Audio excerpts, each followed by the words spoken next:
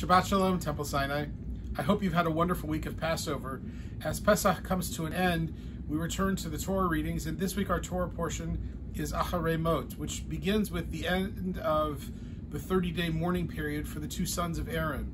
And a little further in, we get this phrase and verse that we've heard about for centuries. A man shall not lie with a man as he does with a woman. It's an abomination, and our tradition immediately takes that and says that homosexuality is wrong.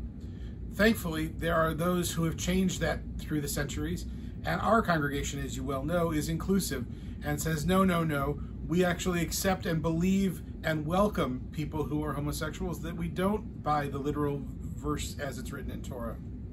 Instead, we see the verse in Torah as a reflection of how Israel reacted to other societies around it, not to the human condition. And there are times when the Torah text is one that we disagree with on its face. That's okay. It's healthy even. In this case, I personally couldn't live with the literal reading of that text. It doesn't work for me. I believe that we treat everybody equally.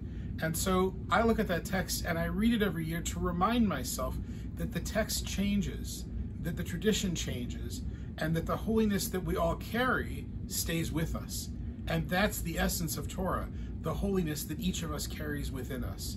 And so I hope when you read those words that, like me, you'll first be bothered, but then you'll say, wait a second, there's something deeper here. There's the holiness of humanity, which supersedes what the actual text says.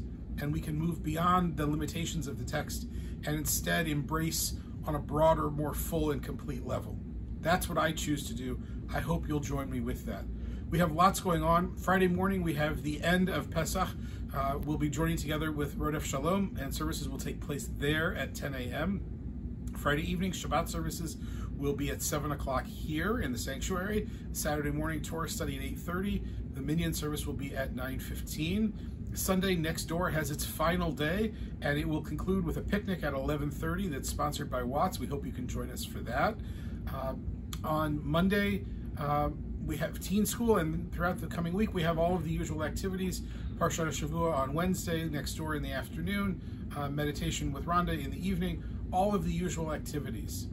I hope that Pesach has been a time of growth and of freedom for you, and I hope that as we move forward into the counting of the Omer and towards Shavuot, and the spring weather hopefully comes and stays, that we can embrace it fully and completely, just as we do all people and all humanity, and that we can enjoy together a rebirth that begins with Pesach and continues in the coming months. Shabbat Shalom for now. Look forward to seeing you at the temple.